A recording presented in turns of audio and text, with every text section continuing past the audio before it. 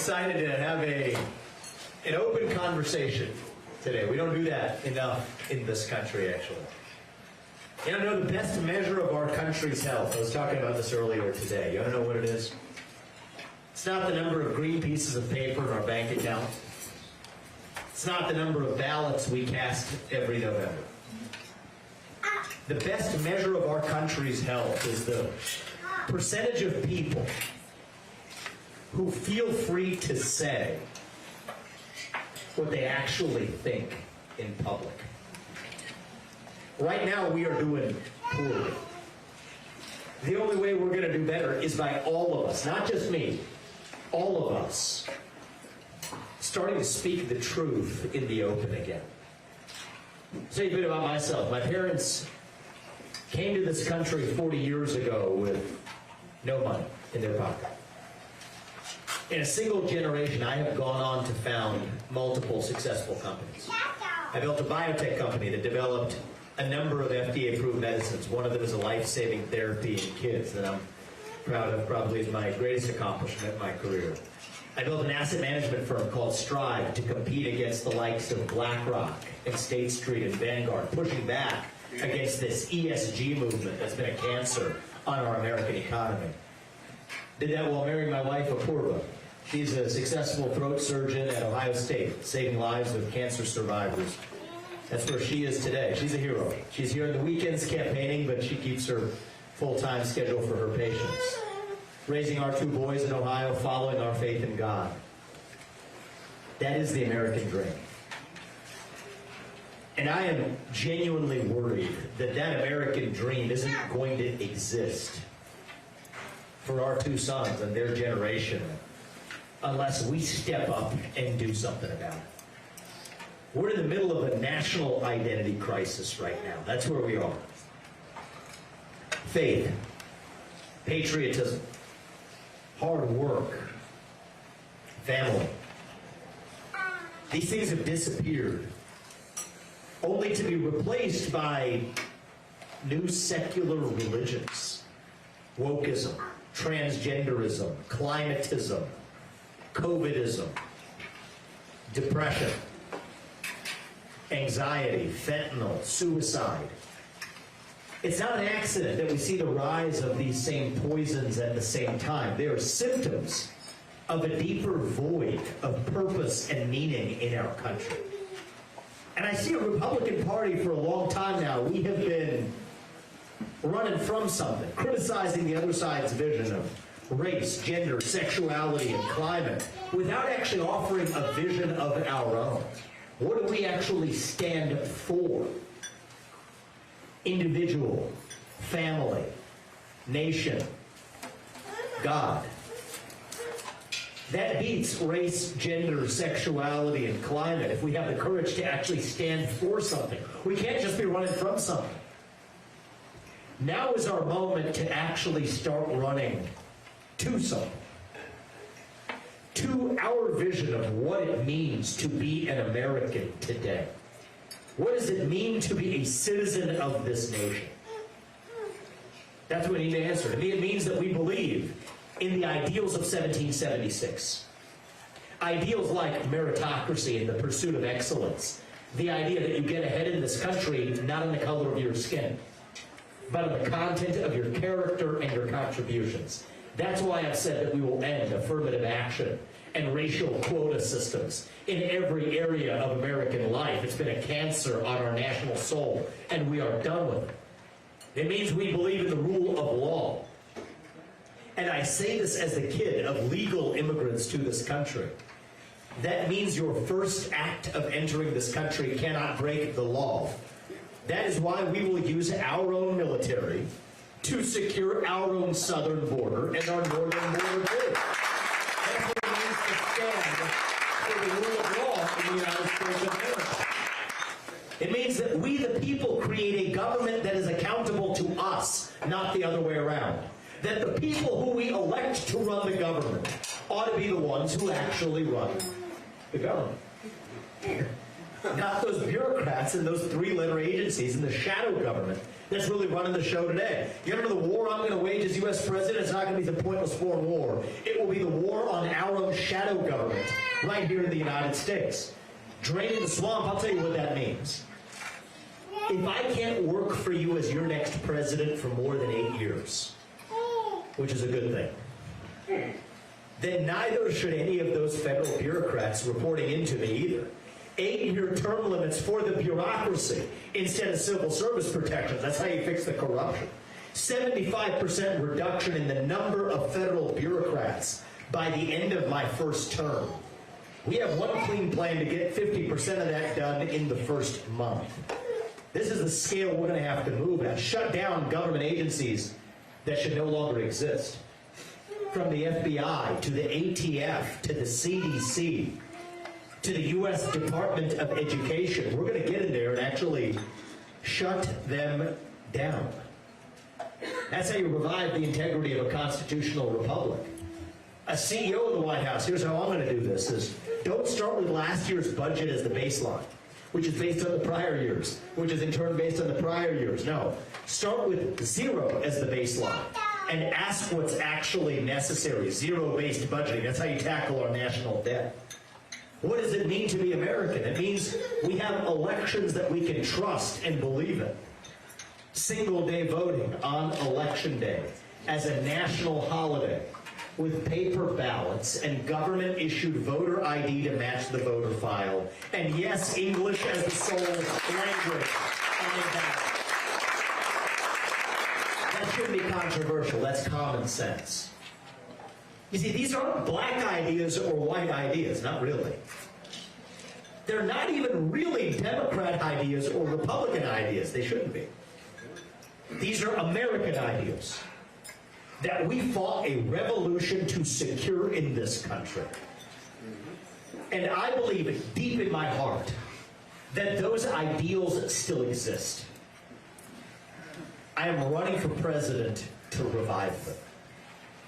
It's on the back of every one of our coins. E pluribus unum. It means from many, one.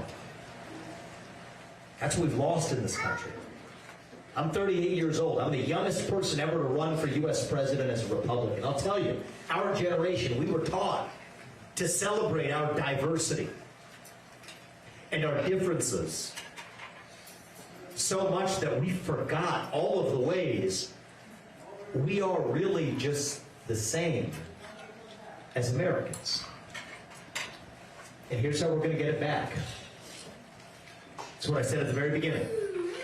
It's going to be by all of us starting to speak our minds in the open again. Say in public what you will say in private at the dinner table at your home. Say it with a spine. Say it with conviction. Say it with respect. But part of respect is that you respect your neighbor enough to tell them what you actually think. That's what this campaign is about. Speaking the truth, not just when it's easy, but when it's hard. Speaking the truth, not just to the Democrats, but to our own side right here in the Republican Party, for our own failures, and when necessary, our own corruption. That's what it's going to take. I would rather speak the truth and lose some election than to win by playing some political snakes and ladders. The Republican establishment does not approve of my message. Not a lot of it, I'll tell you that right now. Now, I've learned something. I'm an outsider. I come from the world of business. This politics thing is new to me. I've learned a lot this year. Every politician dances to the tune of their biggest donor. It's just a fact. It's like the sun rises in the east and sets in the west. It's just a fact of nature. In my case, my biggest donor is me. I will not be somebody else's circus monkey. That's what it's going to take right now. A leader who understands that the hour is late. That if my two sons graduate from high school before we get this right, that we don't have a country left. A leader who can't be bought and paid for by those special interests. And think about, why am I the only candidate in this race who's able to talk about the carbon capture pipeline that's working its way across the state using eminent domain to serve some special interests here in Iowa or elsewhere? Why am I the only candidate who's able to say I will pardon peaceful January 6th protesters on day one when I'm in office? something we have to stand for next year too. So Ronna McDaniel should resign as the failed chairwoman of the RNC after 5 cycles of failure. I know, they say, does that mean I have a woman problem? Some accuse me. No, I have a corruption problem. That's really what I have a problem with. Why am I the only candidate who's able to say these things? I think it's also going to take somebody from the next generation with fresh legs, who hasn't been tainted by that broken system of yesterday. That is what it's going to take. My faith teaches me that God puts each of us here for a purpose. We have a moral duty to realize that purpose. That's why I'm in this race. The things I am saying, they're controversial not because they are false, but because they're true. That's what we're doing every day, speaking those hard truths, the truths that used to be obvious in this country, but today we have to say, because they've become controversial, that God is real, that there are 2 genders, that fossil fuels are a requirement for human prosperity, that reverse racism is racism, that an open border is not a border, that parents do and should determine the education of their children, that the nuclear family is still the greatest form of governance known to mankind, that capitalism is still the best system we have to lift us up from poverty, that there are 3 branches of government in the United States of America, not 4, and that the U.S. Constitution is the strongest and greatest guarantor of freedom in human history. That is the truth. We fight for the truth. We stand up for the truth. That is what won us the American Revolution. That is what reunited us after the Civil War. That is what won us 2 world wars and the Cold War. That is what still gives hope to the free world. And if we can revive that dream over group identity and victimhood and grievance, then nobody in the world, not a nation, not a corporation, not a virus, not China, is going to defeat us. That is what American exceptionalism is all about. And with your help, that is what we're going to revive to save this great nation. Thank you for coming out today, guys. God bless you, my family. I'm excited to be here with you. I want to practice what we preach a little bit. Let's open this up and have an open conversation. If I'm going to sit across the table from Xi Jinping, then we're going to sit across the table from some hopefully hard questions from our own voters as well. So. Yeah, fixing the public school system. Such an important question. I'm a father. My older son's about to turn 4 years old. We're evaluating homeschooling as an option because of our concerns about the public school system. I went to public schools through 8th grade. I'm actually grateful for that experience. Give you very quick answers here. Shut down the Department of Education. Yep. That has the head of state. They're using $8 billion of your taxpayer money, our taxpayer money, to tell those local schools they don't get that money unless they adopt toxic racial and gender ideologies, while achievement in math, science, and reading has completely flatlined. Totally. So then you put that money in the pockets of parents, so parents get to choose where they send their kids to school. Good evidence that public schools in areas with true school choice, the public schools end up performing better when parents have an opt-out. When you're in rural Iowa, you don't have any options. But the flip side is if the Department of Education is shut down, those will be charter schools that then pop up. Exactly. And then here's the number 1 point. Get rid of those teachers' unions. That's the number 1 thing holding back the public schools that don't hold back private or charter schools. Now we also have to have transparency to that. If you're going to teach it in the classroom, you better put it on the internet. And if you don't want to put it on the internet, you probably shouldn't be teaching it in the classroom. There's a girl who came to one of my events earlier today. She's been to a few of them now. She's 10 years old. Her name's Lena from here in Iowa.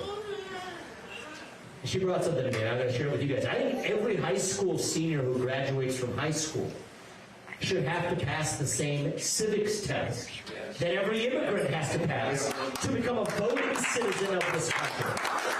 That's not too much to ask. You got to have skin in the game. You got to revive civic education. I brought Lena because she's 10 years old. She brought out a printout to one of my events of 100 questions, has 60% the passing score. She got 100 out of 100, okay? 10-year-old girl can do it, and she's homeschooled.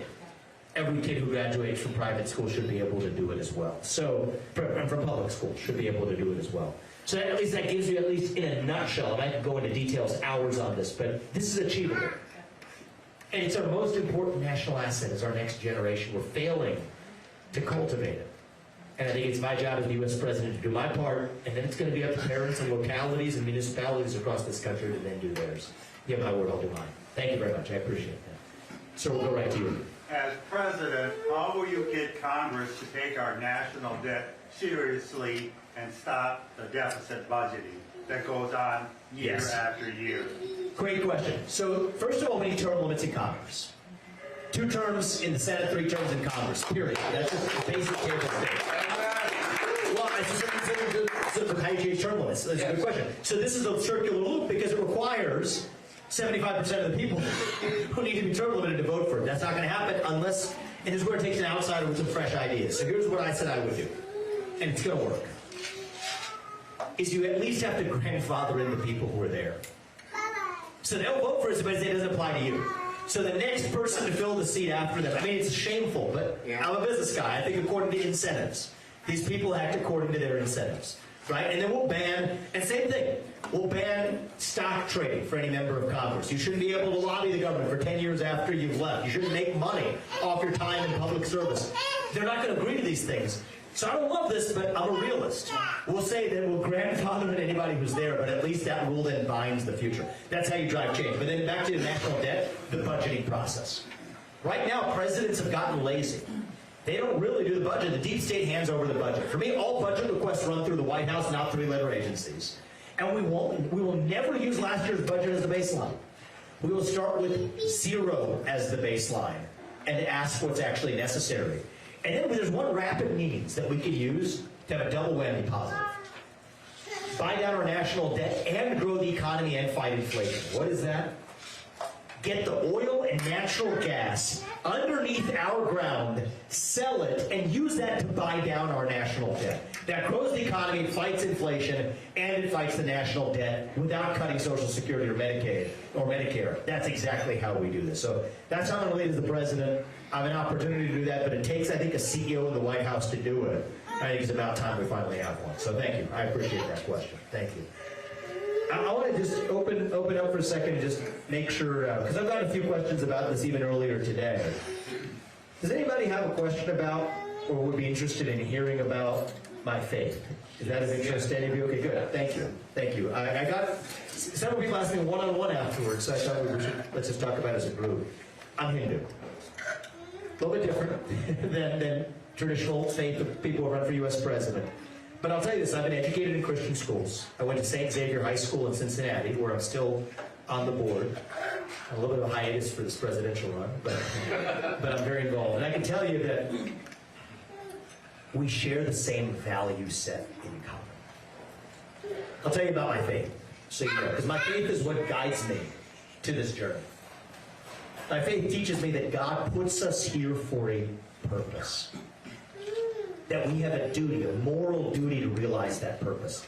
That God works through each of us in different ways. But that we're His instruments and we are all equal because we're equal in the eyes of God, because God resides in each of us. That's the heart of my faith. I was actually raised in a very, what you would call, not a traditional, but a very traditional household. Taught us that family is the foundation. That marriage is sacred. That, and I know this soundtrack well. We have it in our house. It's beautiful. I make you miss my kids too, actually. You know. How old is he? 16 months. 16 months. Same as my younger one. It's I know that sound very well. I was with him this morning before we flew out here. And we raised our kids with the same value set in many ways. My parents, the value set they instilled in us was marriage is sacred. It's between a man and a woman. Divorce is not some option you just pick from a menu when you prefer it. That abstinence before marriage is the way to go. That the good things in life involve a sacrifice. That there's more to this life than the aimless passage of time. It's not just about this life, but eternal life. Those are the values I was raised in. And so I know those can sound like foreign values in today's country that we live in. If you go to the movie theater or turn on the TV screen or go to the DEI session of your local school board or school teachers union meeting. But I don't think those are foreign values to most of us in this country. And they haven't been foreign for most of our history. And so, anyway, when I went to St. X for high school, I read the Ten Commandments for the first time in 9th grade when I was 14 years old. What does it say? There's one true God. Don't take his name in vain. Observe the Sabbath. Respect your parents. That was a big one for me growing up as well. Those are instilled in us. Don't lie. Don't cheat. Don't steal. Don't commit adultery. Don't covet. And at the age of 14, that's when it hit me actually for the first time, that these values don't belong to Hindus, actually. And they don't belong to people of any faith. Of Christianity, they don't belong to Christians or belong to Jews, they belong to God. But those are the values that this nation was founded on, those Judeo-Christian values that we share in common. And one of those core teachings of my faith, this is part of what leads me to this journey, is that we don't get to choose who God works through. God chooses who God works through. And so anyway, we make our way through the Old Testament. We get to the book of Isaiah. What do you know? For those of you who may be familiar with that book, God chose Cyrus, all the way in Persia, a Gentile, to lead the Jews back to the Promised Land. And so these are familiar teachings to me, and that's what leads me in my sense of duty to this race now. I do think it's going to take somebody a little different, a little younger, a little bit from a different generation. Somebody who, yes, is strong and will fight and break glass, but also understands the law and the Constitution of this country. And especially as somebody who is a little bit younger and a little different in a lot of ways, I think it's my job to make faith and family and patriotism and hard work cool again in this country. I think they're pretty cool. I think they're the values this country relies on. We're missing that today, and so I just want to share that with all of you because I know that is a little bit different. It's my job to be very open about who we are and what we stand for. I'm not going to be the best person to spread Christianity through this country. It's not the job of the U.S. president. But I will swear an oath to that Constitution, keep it. And the First Amendment comes first, which says you get to speak your mind freely and practice your faith without anybody standing in your way. And that assault on religious liberty is something that I believe I'll be able to stand for more strongly than the politicians we've had over the last 20 years. So I wanted to share that with you. Thank you, guys. I appreciate that. We'll go to this gentleman for this question. Yeah, here in Clayton County, many of our livelihoods depend on agriculture. Yep. So when elected president, who would be your Secretary of Agriculture? Well, it's a good question, actually. I would think, actually, there's a gentleman who I met who, in Iowa, he's just what you'd call an ordinary farmer, but happened to be incredibly knowledgeable and taught me more about the WOTUS problems and the regulations and a lot of the challenges facing farmers and food security issues in the United States. And I asked him, what do you consider being a Secretary of Agriculture? May not be somebody you've heard of, right? But I do think that it's going to have to be somebody who came from the ag industry, who came from not just the ag big industry, but actually somebody who understands the challenges that farmers face on the ground. I support moving many of those agencies out of Washington, D.C. I support moving the Department of Agriculture to the American Midwest, where I grew up as well, in Ohio. We could do it right here in Iowa. So I think that it's going to be somebody who is more responsive to the interests of the people. And somebody who understands, let's just come back to one of the issues that's clear and present right now, that you cannot and should not use eminent domain to seize or use easements on the land of farmers who don't want something like a carbon capture pipeline built across their backyard, reducing yields.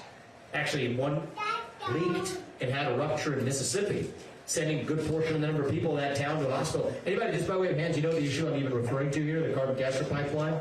Good number of it affects farmers with farmland here. I'm the only candidate who's dared to touch that issue. It's actually one that even I, like so many others, probably the other candidates too, was told not to touch your touchy issue, stay away from it. No. We have to speak the truth, not just when it's easy, but when it's hard. And so I can stand for ethanol and biofuels. I believe that That's important for the country. And I support the renewable fuel standard, the RFS, because we don't have consumer choice at the pump. If we had consumer choice at the pump, that'd be great, but we don't because of oil industry lobbying. So the RFS is the next best thing. But I think it's wrong to try to say that ethanol has to apologize for its manner of production by having to capture carbon dioxide and bury it in the ground. No, I reject that. And we have to stand up to this climate cult that is a threat to so much. And I don't call it even a religion. I call it a cult because religions at least withstood the test of time. This one hasn't. Like the same people who want us to stop using carbon in the United States are fine with shifting those same carbon emissions to places like China. And if they can use eminent domain on the grounds of capturing carbon dioxide and burying it in the ground, well, the next thing they're going to do is seize your cows and leave a $50 check in your mailbox. Because that's going to be eminent domain for releasing methane, which they're going to say is even worse than carbon dioxide. That's the truth and where this road ends. And so we need somebody who's going to say a hard no to this climate religion. And there's another reason why. I said it at the first debate, I said it at the last debate, I'll say it again. The climate change agenda is a hoax because it has nothing to do with the climate. And if you want somebody who's going to speak truth to power and take on that deep state, then vote for somebody who's going to speak the actual truth to you. That's what I'm doing in this race. So thank you very much, man. I appreciate that. So this Department of Agriculture doesn't believe in a free market, because if they did, they wouldn't have to subsidize anything. Well, they don't believe in the free market, but it's also captured. Look at the USDA, which sits under the Department of Agriculture, or FNS, Food and Nutrition Services, which I said I would shut down, which sits under the Department of Ag as well. These are captured by Big Food. It's actually part of what drives a healthcare crisis in this country. We don't even have a healthcare system in the U.S. We have a sick care system. That's the truth. And it's the product of lobbying by the pharmaceutical industry, by the large food industry, and also by health insurance companies that have special antitrust exemptions codified in the law. So everywhere you look, what's broken is the product of crony capitalism. Cronyism. That's the real problem in this country. And so I love real capitalism, but that's not what we have today. We have crony capitalism. And I think that's going to take somebody who say capitalism and democracy should not share the same bed. What we really need is a clean divorce. Let the capitalists be the capitalists, let the electeds be the electeds. Yeah, there's a report that came out the other day. This one made me mad. I'm all for, I'm not this guy who's against people getting rich. I think it's a beautiful thing. I've done it in this country. Gone from being the kid of immigrants with no money. I am a wealthy man, and I'm proud of that because I did it the right way by building life-saving medicines for patients who needed them and otherwise. But I looked yesterday, somebody's printed this report, if it's true to be believed, who's running the media. Elizabeth Warren makes, what, a few $100,000, a couple $100,000 a year in the U.S. Senate. Somehow her net worth is in the range of $70 million. That math does not add up. That adds up to corruption. And it's in the Department of Ag, it's in across the three-letter agencies in Washington, D.C. And the corruption, but it's going to take somebody who isn't captured by that same system to actually do it. That's why it takes an outsider. And I think, if I'm asking you, how old are you? You're 50. You look young. You're going to be my age. My generation. That's good for you. Have you voted in a caucus before? Iowa caucus? Yeah. Good. That's my caucus. That's what I call it. Okay, so it's been a minute. 2012. Well, this is also the other thing, is many of our supporters, and I want to tell you this, we are going to deliver a shock on January 15th, because many of our supporters aren't polled. I don't know if you've been polled this cycle. Probably not. So I think the answer is, I need your help. A guy like me isn't supposed to do this, according to the way the establishment media and the establishment Republican Party does this. Right? They got their narrative written. I can do this because Iowa goes first. I can't compete with the super PACs, and our family has put tens of millions of dollars into this campaign already. We're going to put in more. That's meaningful for us. That's the inheritance we want to give our kids as a country, not a bunch of green pieces of paper. So that's our job and our duty. But I can't compete with those super PACs and those special interests that are spending by the hundreds of millions. But we can do this because Iowa goes first. It's not up to them. I don't report to them. I report to you. So I'm going to ask you, if you supported Ron Paul back then, spread this message to 100 people in this community, every one of you, who aren't in this room today. That's how we do this bottom up. And not only are we then going to deliver a shock and I think win the Iowa caucus, that's the same reason why we're going to then be able to win the general election in a landslide. This cannot be a 50.1 election. We're skating on thin ice right now. We don't have a lot of time. If the national debt interest payments become the largest line item on our federal budget, we're toast. We're in quicksand. That's 5 years from now. This is our moment to get this right. This is it. So I think that that sense of urgency is what moves me. If you guys do your part, deliver us that win in the Iowa caucus, I'm your next president. I'll do mine and deliver you a landslide election by bringing a lot of those libertarians and younger voters and independents along. That's what's how do you get rid of all of the corruption in our voting system today? All of the dead people that vote, all of the people that vote 5 and 10 times. How do you get rid of that stuff? I mean, it's not the country. How are you going to do it by 2024? Well, so that's the hard part. Right. I can tell you how I'll do it by 2028. I can tell you how I'll do it by 2026. We have a midterm election in 2026. There's any federal funding of elections, and so there's the HAVA Act. There's other acts that have been used in the past. Can set minimal federal standards, even though elections are administered by the states. We have minimal standards at least for any federal election. Single-day voting on election day, national holiday, paper ballots, government-issued ID to match the voter file, and English as a language on ballot. Now, that gets the job done. That's how we make the vote forward. So now they've got a circular loop here, right? That's why this has to be a mandate.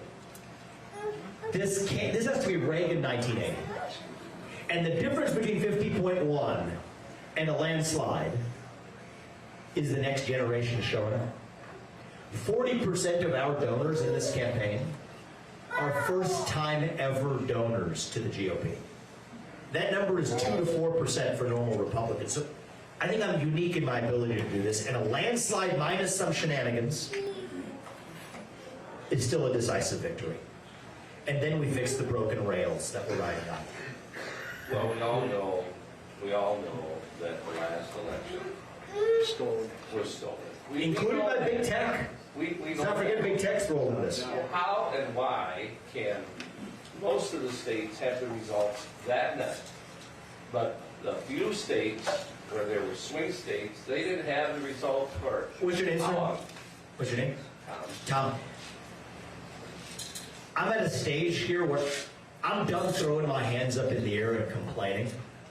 What are we actually going to do about it? Do we have broken rails? Yes, we do. I'm a freight train riding those broken rails. Best we can do is run through anything that stands in our way, win a decisive win, preparing for an uneven playing field, then go back and lay the proper rails. That's the best I can do because I'm a private citizen. I'm a businessman who's running for president right now. What I can do for you is win this election in a landslide, do it in a moral mandate like Reagan did in 1980, and before the 2026 midterms, we will have elections we can trust and believe in this country. And some of that's also fixing the tech interference. Government should not be goading, the deep state should not be goading tech companies to censor speech through the back door that government couldn't censor through the front door under the Constitution. My own account has been censored. LinkedIn, owned by Microsoft, locked my account for saying some true things about the climate change movement. Falsehoods that they're spewing. Now, when challenged on it, they then said, oh, what did I say that was false? Point it out. Here's the data. They said, oh, it was locked in error, as though it was a technical glitch. We know it was absolutely an intentional decision. There's actually been a nonprofit group that recently did a study that found I have been the most shadow-banned candidate of any candidate running for president right now. Not because the things I'm saying are false, but because they're true. That's because they don't want you. That's because they don't approve of this message. They don't want me. Exactly. Because I pose a threat to that system. That's why. If you have somebody who's spewing facts without support that they disagree with, they almost like that because they can caricature that. But with me, they got to contend with the actual hard evidence, solid arguments, and I'm not just bringing this. I mean, even if you told me, I was a CEO 3 years ago. If you told me 3 years ago that January 6th was an inside job, I would have said that's crazy talk. Right? I mean, I'm not in this world. I'm building businesses. I'm conservative. I'm anti-woke, but that's for crazy people. When you get into the details, you look at the video evidence that's been released. Look at what they did to Gretchen Whitmer's alleged kidnappers, putting them up to a job they otherwise would have never done without the FBI putting them up to it. Absolutely, this is the hard truth. So I think it takes somebody, and again, I believe God puts each of us here for a purpose.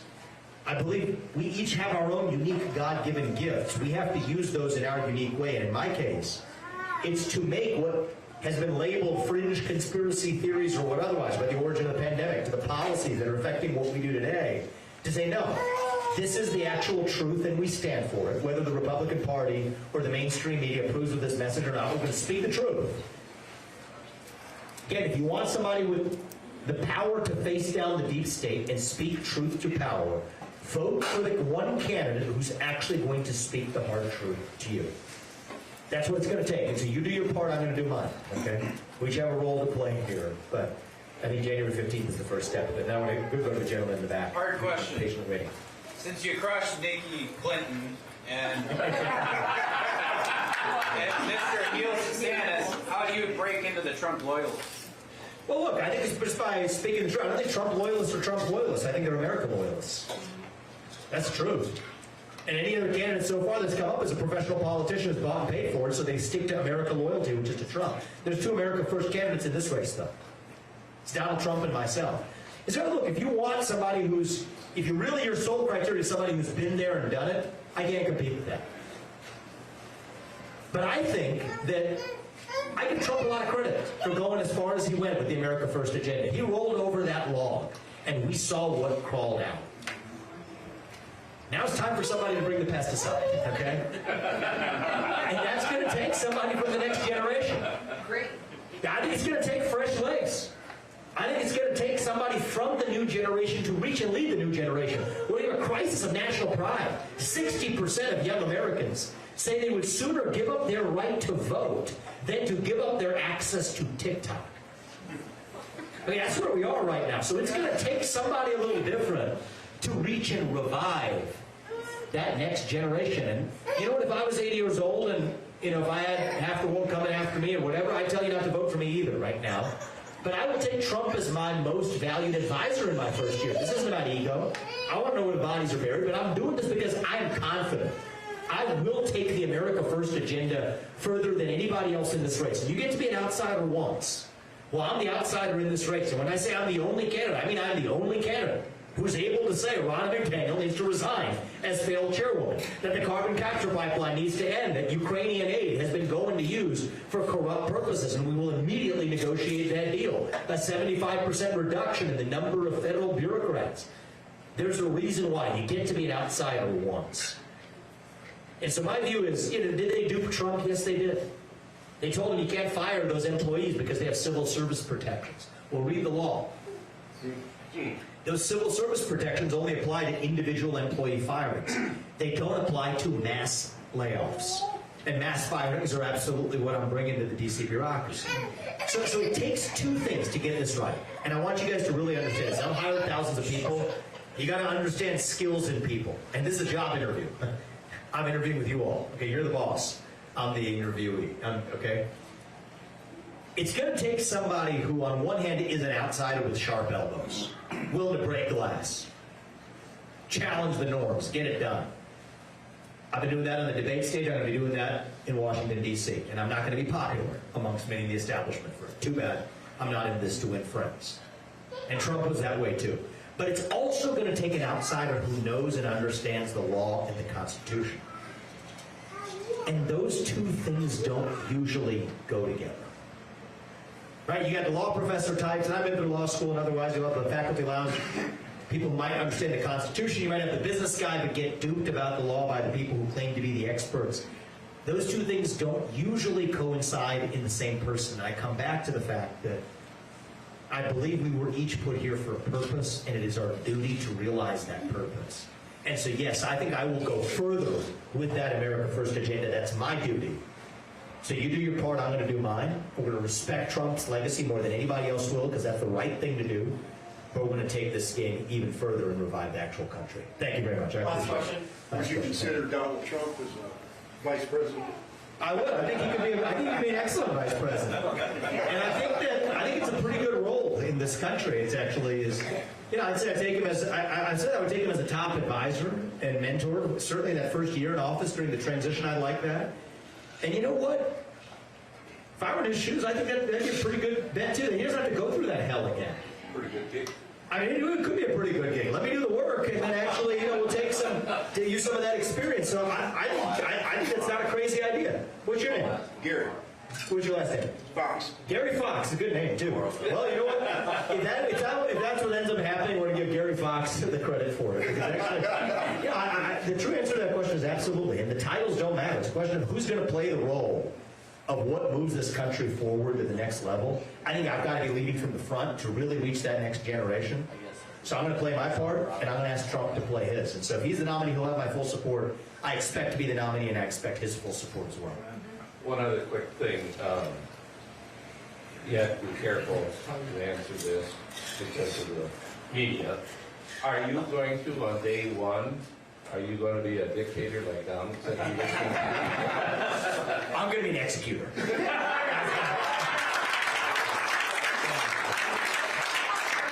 And I'm going to be not just an executor, but an executioner of the administrative state. That's what it's going to take. And so I'll just tell you this in closing, guys. Is we don't have to be that nation in decline. And we're taught to believe that. I don't think we have to be. We don't have to be ancient Rome. I think as a nation right now, we are actually a little young, if I may say so. Going through our own version of adolescence right now. Figuring out who we're going to be when we grow up. And when you view it that way, it all makes sense again, actually. You go through that adolescence, you go through that identity crisis. You lose your way a little bit, right? You do some stupid things. Most of us probably did. But we are stronger for it when we get to our adulthood on the other side. So no, I don't think we have to be that nation in decline. I think we can still be a nation in our ascent. Maybe even the early stages of our ascent, actually. I'm not going to be the guy who walks in here and tells you it's morning in America, guys. I know it sounds good, but it's not. But it can be. I'm not going to tell you the American dream is alive and well. It's not. It's alive and it's hanging on for life support. But it can be. So if you all do your part on January 15th, and between now and January 15th, we got our team here. I love some precinct captains in this group. I can feel the energy in this room. You're all kind of people. Stand for this country. It's not Trump first, it's not Vivek first, it's America first. Okay, you guys come out as a precinct captain, volunteer for us, spread this message to 100 people who weren't in this room today. That's how we're going to shock the world on January 15th. 30 minutes of your time that night to save this country. You all do your part. I promise you, Apurva, my wife, and I, we're going to do ours to make sure, not in some cheesy politician kind of way, but just in a true way, make sure that our country's best days are actually still ahead of us. Thank you guys for coming out today.